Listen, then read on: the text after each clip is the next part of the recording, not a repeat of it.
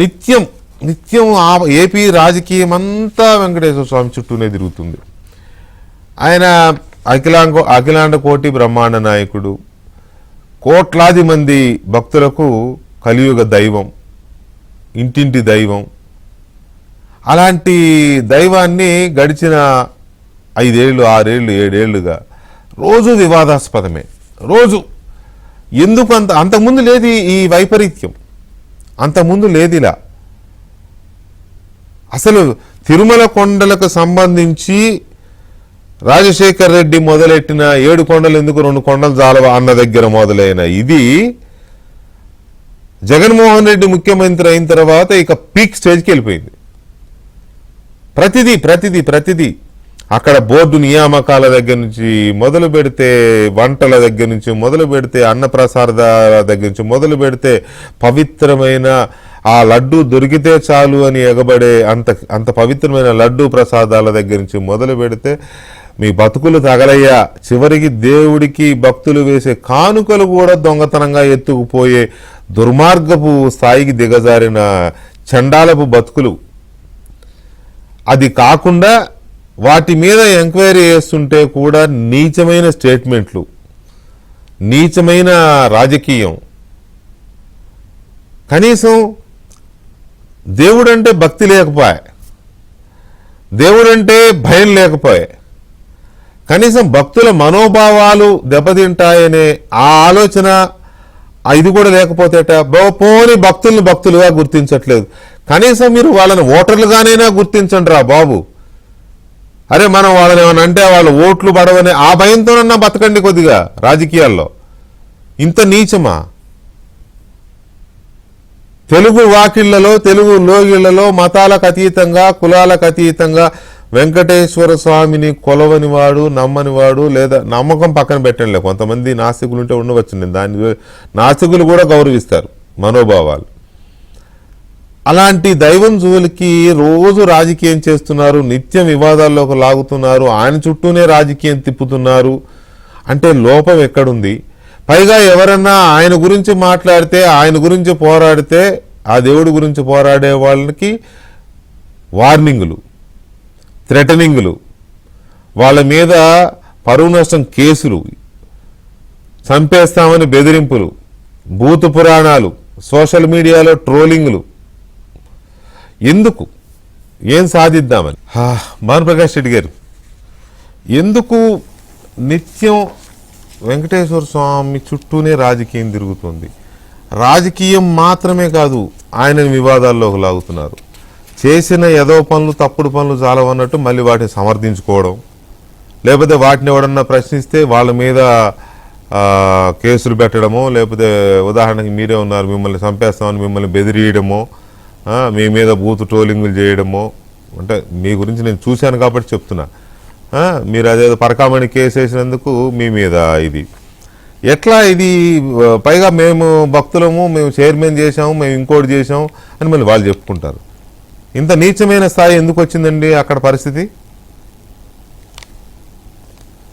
ముఖ్యంగా వైసీపీలో ఉన్నప్పుడు కొందరు నాయకులు 2019 నుంచి 2024 వరకు పాలసీ విషయాలు మాట్లాడకుండా ఫ్యామిలీ విషయాలు మాట్లాడారు. పాలసీ విషయాలు మాట్లాడకుండా పుట్టుక గురించి, వారి ఇంకా మీద వారి కుటుంబ సభ్యుల గురించి అసెంబ్లీలో, దేవాలయాలు అంటే అసెంబ్లీలో మాట్లాడినారు. అలాంటి వారు రాజకీయ నిరుద్యోగులుగా మిగిలిపోయారు. ఈరోజు అలా అసహ్యంగా మాట్లాడి కుటుంబాలని తీసుకొని వచ్చి రాజకీయాల్లో ముడిపెట్టిన కారణంగా ఆంధ్రప్రదేశ్ రాష్ట్ర ప్రజలు చేదరించుకొని ఫ్యాన్ రెక్కలు ఇంచేసిన సిగ్గు లేకుండా, బుద్ధి లేకుండా ఈరోజు వెంకటేశ్వర స్వామిని ఎందుకు వెంకటేశ్వర స్వామి జోలికి వస్తున్నారంటే, స్వామివారి క్షేత్రంలో చీమ చుట్టుకుమన్న ప్రపంచం మొత్తం దృష్టి అక్కడ మండిపోతుంది. కానీ నిజాలు మాట్లాడండి. ఒకవేళ టీటీడీ ఏదైనా తప్పు జరిగితే చెప్పండి, సరిదిద్దుకుంటాం.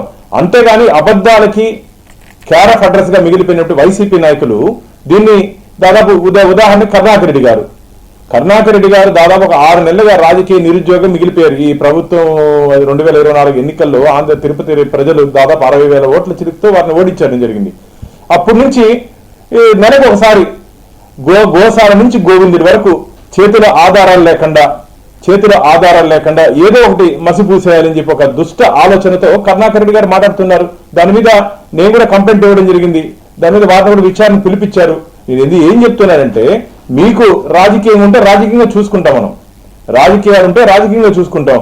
వెంకటేశ్వర స్వామిని అడ్డం పెట్టుకుని దయచేసి రాజకీయాలు చేయొద్దండి. జరగబో పరిణామాలు చాలా తీవ్రంగా ఉంటాయి. ఏబిఎన్ సాక్షిగా హెచ్చరిస్తున్న అందరినీ, XYZ ఒకరిని కాదు, ఎవరైనా సరే వెంకటేశ్వర స్వామిని అడ్డం పెట్టుకుని అసత్య అబద్ధ ప్రచారాలు. నేను కూడా గతంలో తిరుమల తిరుపతి దేవస్థానంలో జరిగినట్టు అనేక అవినీతి అక్రమాల మీద పోరాటం చేసిన వ్యక్తినే. కానీ ఆధారాలతో పాటు నేను కోర్టుకు వెళితే దాదాపు గత ప్రభుత్వం తీసుకునే తప్పుడు నిర్ణయాల మీద అన్ని స్టే రావడం జరిగింది. మీకు ఏదైనా ఉంటే రండి, చెప్పండి, సరిదిద్దుకుంటారు, అయితే కోర్టుకు వెళ్ళండి. అంతేగాని రోజు ఏదో ఒకటి మాట్లాడుతూ మీకు ప్రజల్లో పలచన అయిపోయారు. మీరు గోవింద భక్తులు మిమ్మల్ని చేదరించుకుంటున్నారు. మీరు ఒకసారి ప్రజావేదిక ప్రజల మధ్యలో తిరిగితే మీకు తెలిసేదానికి ఏదో టీవీలో హెడ్లైన్స్ కోసమో పేపర్లో న్యూస్ కోసమో మాట్లాడేది కాదు. మీరు రెండు ప్రధానమైన కేసులు నడుస్తున్నాయండి. ఒకటి లడ్డూ కల్తీ, ఒకటి పరకామణి. ఓకే, ఆ లడ్డూ కల్తీ కేసులో ఆశ్చర్యకరంగా ఎవరు ఊహించని విధంగా ఏకంగా అప్పటి చైర్మన్ వైవి సుబ్బారెడ్డి గారి పిఏనే, ఆయన పేరేంటి, చిన్నప్ప ఏదో ఉంది, చిన్నప్పన్న ఆయన పట్టుకొచ్చారు. సరే, ఆయన ఏదో తర్వాత వీడియో రిలీజ్ చేశాడు, కాసేపు అటు కాసేపు ఇటు చూస్తా ఎవరి అనుమతి కోసం చెప్తున్నట్టుగా చెప్పాడు. కానీ ఆ స్థాయిలో సుబ్బారెడ్డి గారి పిఏనే ఆ కల్తీ దాంట్లో ఇరుక్కున్నాడని సిట్టు ఆధారాలతో సహా బయట పెడుతోంది. ఇప్పుడు పరకామణి కేసులో ఆ రవి అనే అతని కుటుంబ సభ్యుల్ని పిలిపించి వాళ్ళని విచారిస్తున్నారు. నాకు అర్థం కాని ఏంటంటే ఆయన శాలరీ అంతా 30,000 40,000 ఉంటుందంట. కోట్లాది రూపాయల కానుకలు దేవుడికి ఇస్తాడంట. ఏంది ఇదంతా? ఎవరిని మాయ చేస్తున్నారు? అసలు ఎవరు దీన్ని వెనుకున్నారు? అతనితో దొంగతనాలు, కుండి లెక్కలు చేస్తున్నప్పుడు దొంగతనాలు చేయించింది ఎవరు? తర్వాత దొరికిపోతామని మళ్ళీ అతనితో కానుకలు వేయిస్తున్నది ఎవరు? ఇది ఇంతకంటే నీచము, ఇంతకంటే పాపము ఇంకుంటూ ఉంటుందా? మామూలుగా అయితే రాళ్లతో వేరే వేరే సంప్రదాయాల్లో మతాల్లో అయితే రాళ్లతో కొట్టి చంపుతారు ఇలాంటి వాళ్ళని. మన హిందూ ధర్మంలో అలా లేదు కాబట్టి వీళ్ళు బతికిపోతున్నారు. లేదు, బ్రతికిపోయే ప్రసక్తే లేదునా. వీళ్ళు ఎంత దుర్మార్గులంటే దొంగని దాటక చేశారు, థెఫ్ట్ ని గిఫ్ట్ ని చేశారు. ఈ బోర్డు రెజల్యూషన్ నేను ఏబిఎన్ ద్వారా ఆంధ్రప్రదేశ్ రాష్ట్ర ప్రజలకి, వెంకటేశ్వర భక్తులకి బోర్డు రెజల్యూషన్ చూపిస్తున్నాను. వైవి సుబ్బారెడ్డి గారు దీనికి ప్రపోజ్ చేసి బోర్డులో తీర్మానం పొందింది. ఎవరైనా సరే స్వామివారికి ఆస్తులు రాసేయాలంటే, ఇప్పుడు ఏబి వెంకటకృష్ణ గాని, మురళి గాని, ప్రసాద్ గాని, నేను గాని ఆస్తులు రాసేయాలంటే మేము పేపర్ నోటిఫికేషన్ ఇచ్చిన తర్వాత మాత్రమే, అబ్జెక్షన్స్ సజెషన్స్ వచ్చిన తర్వాత మాత్రమే మేము స్వామివారి పేరుతో బదలాయించుకుంటాం. కానీ ఈ రవికుమార్ అనే నిందితుడు దగ్గర నుంచి ఆస్తులు ప్రత్యేక అనుమతి అంట. Board resolution dated 18/6/2023. మేము పత్రికా ప్రకటన ఇవ్వలేము, మాకు టైం లేని కారణంగా ప్రత్యేక అనుమతి ఇవ్వాలని చెప్పి బోర్డులో రెజల్యూషన్ చేశారు. ఈ బోర్డులో సైన్ చేసిన వాళ్ళందరినీ క్రిమినల్ కేసులు పెట్టి లోపల వేయాలన్నా, ఇంక్లూడింగ్ కరుణాకర్ రెడ్డి గారు. లోపల వేయండి, ప్రత్యేక అనుమతి జరుగుతుంది. ఎంక్వైరీ జరుగుతుంది. ఇప్పుడు ఎవరెవరైతే మీరు మాట్లాడారో కరుణాకర్ రెడ్డి గారు, దీంట్లో యాజ్ ఎక్స్ అఫీషియల్ సభ్యుడిగా, తిరుపతి ఎమ్మెల్యేగా వారు కూడా సైన్ కూడా ఉంది. దీంట్లో వారి సైన్ కూడా ఉంది ఈ రెజల్యూషన్ లో. ఈ రోజు ఏదో హరికథలు మాట్లాడతారు వచ్చి, నేను నిప్పు నేను ఉప్పు అని. నువ్వు నిప్పు ఉప్పు అయితే ఎందుకు సంతకం చేశావు కరుణాకర్ రెడ్డి గారు? మీరు ఆ రోజు ఎందుకు సంతకం చేశారు? ఇది మంచిది కాదు. దొంగ దగ్గర నుంచి 14 కోట్లు విలువ చేసే రిజిస్టర్ వాల్యూ 14 crores 40,22,000. ఇది మంచిది కాదని చెప్పి ఆ రోజు బోర్డులో మాట్లాడుంటే, ఎస్ కరుణాకర్ రెడ్డి మంచిది మాట్లాడుతున్నానని అందరూ నిన్ను మెచ్చుకునేవాళ్ళు. ఆ రోజు బోర్డులో సవరణ పెట్టి ఈ రోజు బయట వచ్చి మా మీద నిందలు మొక్తావు. నువ్వు ఎంతవరకు సమంజసం అంటే ఆధారంతో మాట్లాడుతున్నా మేము. అంతేకాకుండా పోలీస్ అధికారుల నుంచి తీవ్ర ఒత్తిడి వచ్చిన కారణంగా లోక్ అదాలత్లో మేము రాజీ అయ్యామని చెప్పి ఇది ఈ రిపోర్టు. ఎవరైనా పోలీస్ అధికారి వెంకటేశ్వర స్వామి క్షేత్రం మీద ఒత్తిడి తెచ్చేంత పోలీస్ అధికారి ఎవరున్నారు జగన్మోహన్ రెడ్డి గారి టైంలో? చెప్పవచ్చు కరుణాకర్ రెడ్డి గారు. ఈ రోజు మాట్లాడుతున్నారు కదా భగవంతుడి దగ్గర అపచారం జరిగిపోతుందని. వచ్చి అది కాదు, అంత పెద్ద అపచారం చేసిన వ్యక్తులతో రాజీ కుదుర్చుకోవడం ఏంటి? అదే కదా, దొంగని దాతన చేశారు. అసలు రాజీ ఏందన్నా దొంగ దగ్గర నుంచి ఆస్తులు రాయించుకునేది ఏమన్నా వెంకట అది కూడా టైం లేని కారణంగా పేపర్ నోటిఫికేషన్ ఇవ్వలేదంట. అప్పుల్లో ఉందా? ఒక విషయం చెప్పండి, అతను 14 కోట్ల రూపాయల ఆస్తుల్ని స్వామివారికి మళ్ళీ రిటర్న్ కానుకల రూపంలో ఇచ్చాడంటే అసలు పరకామణిలో కానుకలు లెక్కిస్తూ ఎంత కొట్టేసి ఉంటారు? 100 కోట్లు ఉంటుంది, 100 కోట్ల పైన ఉంటున్నట్టున్నాను. ఇంకో తమాషా చూడ, దీంట్లో ఇంకో లెటర్ చూపిస్తారు. రవికుమార్ 19/5/2023 లెటర్ ఇచ్చాడు, నా ఆస్తుల్ని తిరుమల తిరుపతి దేవస్థానానికి రాయిస్తాను. 19/5/2023 బోర్డు రెజల్యూషన్ వచ్చి 19/6/2023. ఒక నెల సమయం ఉంది కదా సుబ్బారెడ్డి గారు, ఒక నెల సమయం ఉంది కదా కరుణాకర్ రెడ్డి గారు, ఎందుకు పేపర్ నోటిఫికేషన్ ఇవ్వలేదు? రవికుమార్ మీకు టీటీడీకి రాయిస్తానని చెప్పి ఒక నెల సమయం ఉండేటప్పుడు ఎందుకు మీరు పేపర్ నోటిఫికేషన్ ఇవ్వలేదు? మామూలుగా 10 లక్షలు ఇస్తానో 50 లక్షలు ఇస్తానో కోటి రూపాయలు ఇస్తానో పేపర్లో ఇంత పెద్ద ఫోటో వేసుకుంటారే. 14 కోట్ల రూపాయలు రిజిస్టర్ వాల్యూ, దాదాపు 50 కోట్ల రూపాయలు విలువ చేసే మార్కెట్ వాల్యూ ఉన్నప్పుడు ఆయన పెట్టుకొని రవికుమార్ పెట్టుకొని మీరు ఎందుకు పేపర్లో ఫోటోలు వేసుకోలేదు? ఎందుకు దాపరికాలు? ధార్మిక క్షేత్రంలో ఎందుకు దాచారు అంటున్నా. 2019 నుంచి 2024 వరకు తిరుమల తిరుపతి దేవస్థానం ఇవన్నీ ఇప్పుడు వచ్చినాయన్న రిజర్వేషన్స్, ఇప్పుడు బయట వచ్చింది. 2019 నుంచి 2024 వరకు ధర్మకర్తల మండలిలో తీసుకున్న ఏ నిర్ణయం కానీ టీటీడీ వెబ్సైట్ లో రాలేదు. మాకు అప్పుడే అనుమానాలు ఉన్నాయి, ఏమో చేస్తున్నారు వీళ్ళు, ఏమో జరుగుతుందని చెప్పి. మేము అనుకున్న దానికన్నా ఎక్కువ జరిగింది.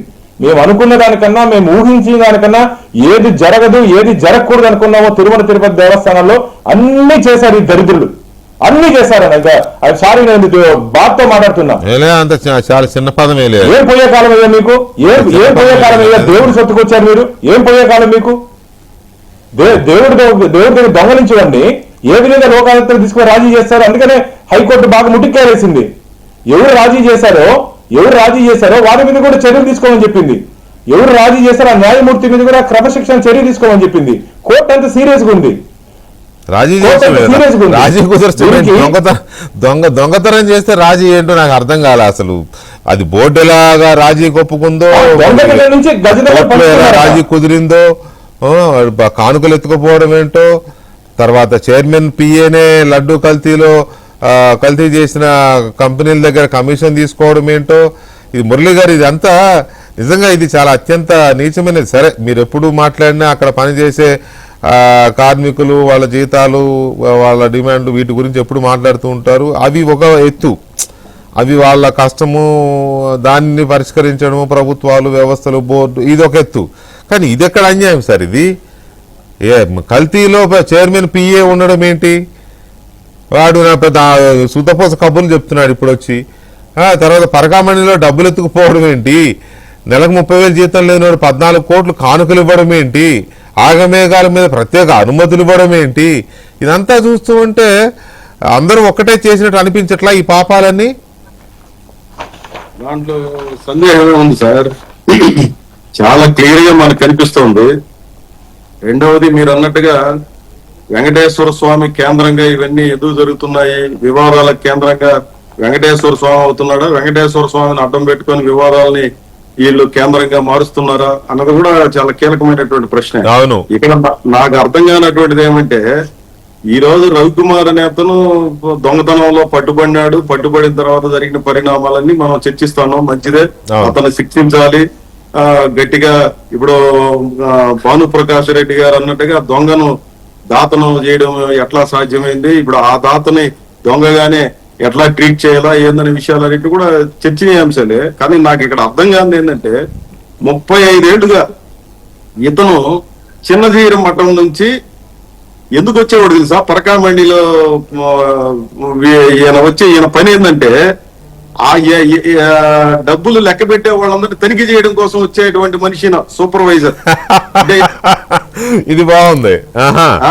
ఈ విషయం బాను చెప్పలేదు చెప్పేటప్పుడు. అంటే నేను గమనించానంటే గత 35 ఏళ్లుగా ఈ మఠాల నుంచి, చిన్నజీరు మఠం నుంచి, పెద్దజీరు మఠం నుంచి, అదే మాదిరి భక్తుల్లో కొంతమందిని ఎంపిక చేసి ఇట్లా రకరకాల వింగ్స్ నుంచి కొంతమంది తీసుకొని వచ్చి వీళ్ళు చేసే పని ఏంటంటే తనిఖీ చేసే పని.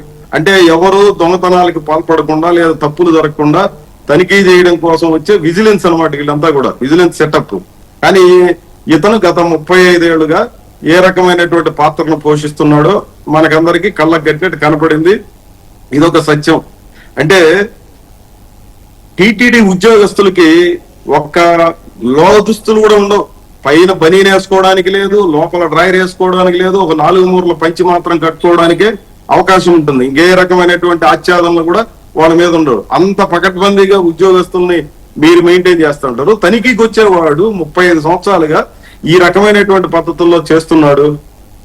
ఇతను ఇప్పటిదాకా అంటే వాస్తవంగా చాలా పకడ్బందీగా పటిష్టమైనటువంటి వ్యవస్థ ఉన్నట్టుగా మనకు బయటకు అందరికి కనిపిస్తుంది. భక్తులు కానీ లేదా నాకంటే కూడా భానుప్రకాష్ రెడ్డి గారికి బాగా దాని మీద అవగాహన ఉంటుంది. ఎందుకంటే 2 సార్లు బోర్డు మెంబర్ గా పనిచేశాడు. నాకున్నటువంటి ఇంప్రెషన్ ఏమంటే టీటీడీలో పరకా మండించి ఒక చిన్న వస్తువు బయటికి తేవడం అనేది కూడా అంత తేలికైనటువంటి విషయం కాదు, దుర్భేద్యమైంది.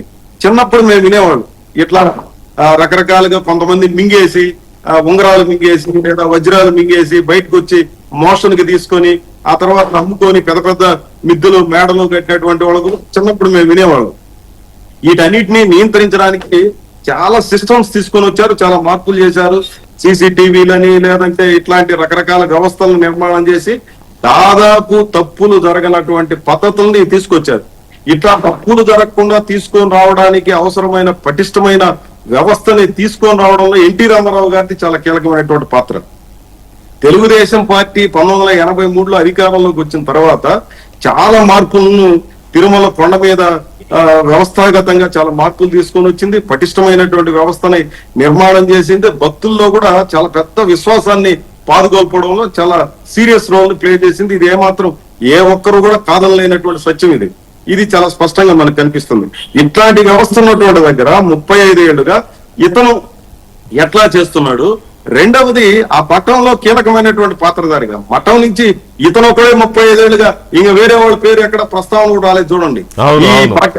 ఇంకా ఈ పరకామండిలోకి ఇంకా వేరే జీఎర్ మఠం నుంచి ఇప్పుడు చిన్న జీఎర్ మఠం తరపున వచ్చినటువంటి మనిషి తను పెద్ద జీఎర్ మఠం నుంచి కూడా వస్తారు. వీళ్ళ పేర్లు గాని వ్యవహారం గాని ఇవన్నీ కూడా ఏమి చర్చలో లేనటువంటి పరిస్థితి. దీన్ని నేను అనేది ఏమంటే ఇప్పుడు రవికుమారు తప్పుడోడా మంచోడా లేదంటే ఈ చర్చ కంటే కూడా పరకామణి వ్యవస్థలో ఉన్నటువంటి లోపాల మీద ప్రధానమైనటువంటి చర్చ జరగాల్సినటువంటి అవసరం ఉంది.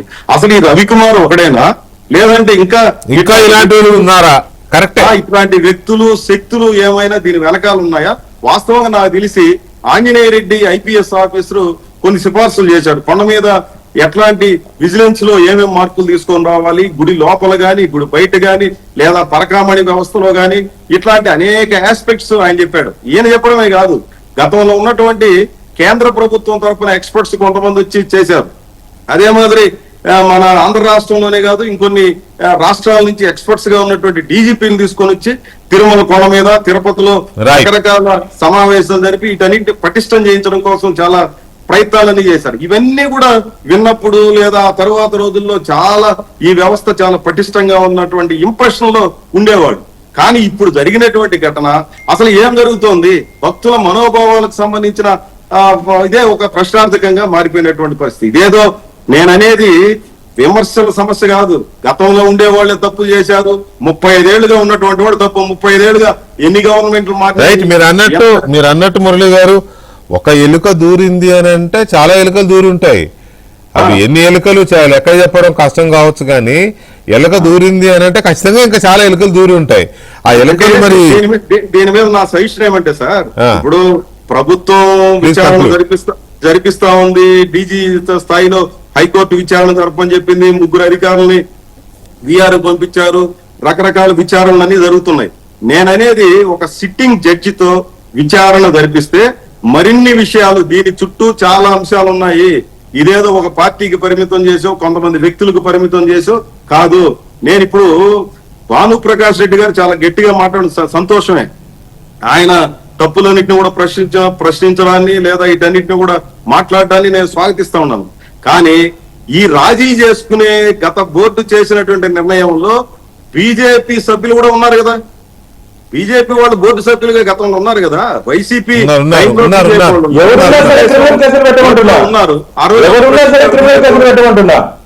ఆ రోజు ఏమన్నా ప్రశ్నించుంటే ఈ రోజు ఎవరున్నా బీజేపీ ఎవరున్నా సరే క్రిమినల్ కేసు పెట్టమన్నా. అప్పుడు బోర్డులో కాదు మురళి గారు అప్పటి బోర్డులో ఇప్పుడు సరే ఎవరున్నా క్రిమినల్ కేసులు పెట్టమని డిమాండ్ చేస్తున్నాడు భాను గారు. అప్పటి బోర్డులో బీజేపీ సభ్యులు ఉన్నారు, ఒకళ్ళు ఇద్దరు అప్పుడున్న వాళ్ళు ఇప్పుడు ఉన్నారు సభ్యులుగా. బీజేపీ లేదన్నా, జగన్మోహన్ రెడ్డి టైం అన్నా బీజేపీ లేదు. బీజేపీ లేకపోతే బీజేపీ సిఫారసుతో వచ్చిన వ్యాపారవేత్తలు ఎవరో ఉంటారు కదా. ఎందుకు సార్ యలహంక బీజేపీ మురళి గారు బీజేపీ అంటున్నారు, బీజేపీ ఎవరు లేరన్నా. బీజేపీ కదా, యలహంక ఎమ్మెల్యే 8 మంది బీజేపీ ఎవరున్నా కేసు నేనే చెప్తున్నా కదా.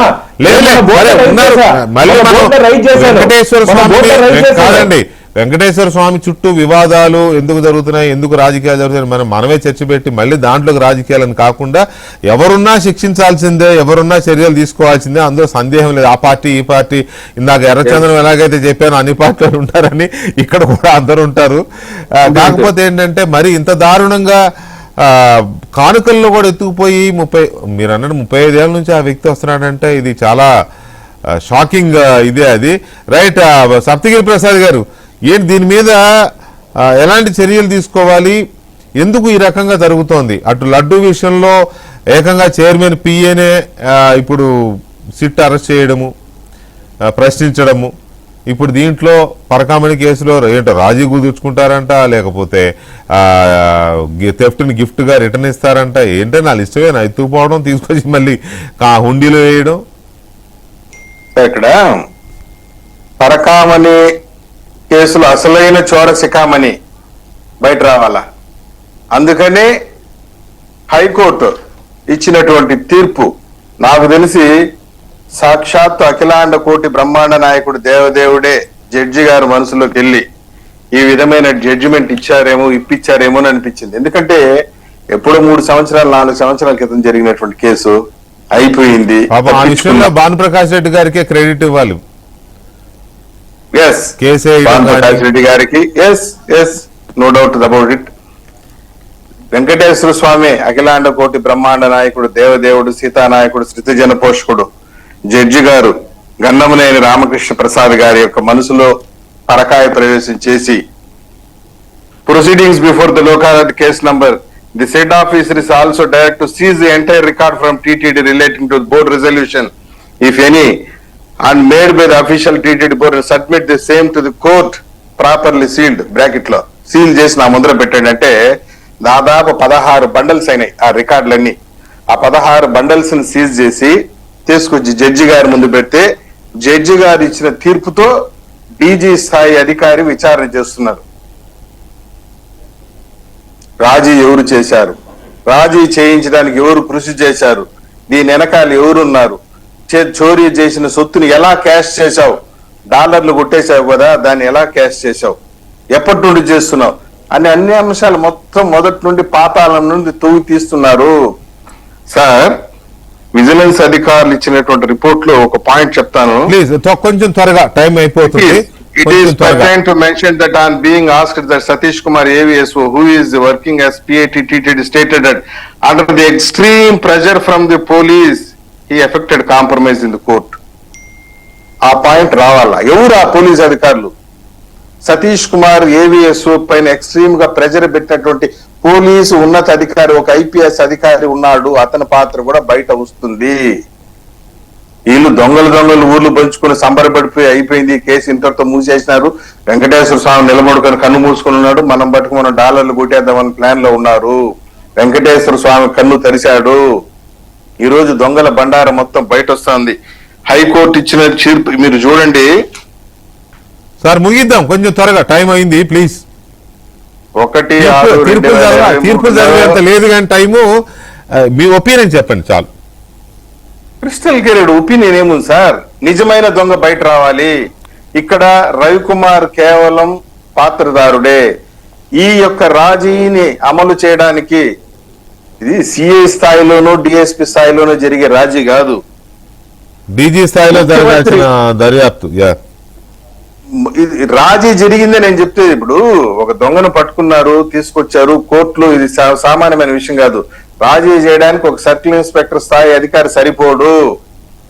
రాష్ట్ర ముఖ్యమంత్రి పేషి ఇన్వాల్వ్ అయింది ఆ రోజు. వాళ్ళు ప్రెజర్ చేస్తేనే, లేకుంటే ఒక్క నెలలో జరగటం ఏంది సార్ ఇది? అంత ఫ్రాక్షన్ ఆఫ్ సెకండ్స్ టక టక టక టక 2 గంటల సినిమా మారి చేసేసినారు ఈ రాజీని. 1/6/2023 ఫైల్ చేసి 9/9/23 హియరింగ్ వస్తే అదే రోజు సాయంత్రం 9/9/2023 జడ్జిమెంట్ వచ్చింది లోక్ అదాలత్ లో. రైట్ ప్రసాద్ గారు, ఏమైనా కూడా ఇట్లా వెంకటేశ్వర స్వామి చుట్టూ ఇట్లా వివాదాలు, నిత్యం అదే చర్చ, నిత్యం అవే స్టేట్మెంట్, నిత్యం వాడిని వీడిని తిట్టుకోవడం, వీడిని వాడి తిట్టుకోవడం, దేవుడిని అడ్డం పెట్టుకుని దేవుడి చుట్టూ మాట్లాడుకోవడం, ఆయన్ని వివాదాల్లోకి లాగడం, ఆయన్ని రాజకీయాల్లోకి లాగడం, ఇది భక్తులు జీర్ణించుకోలేకపోతా ఉన్నారు. కాబట్టి దర్యాప్తు చేస్తున్న అధికారులు కానీ, ప్రభుత్వం కానీ, ఇప్పుడున్న బోర్డు కానీ చాలా వీలైనంత త్వరగా దాన్ని శిక్షించి వాళ్ళ మీ చర్యలు తీసుకొని ఇటువంటివి మళ్ళీ పునరావృతం కాకుండా చూసుకోవాల్సిన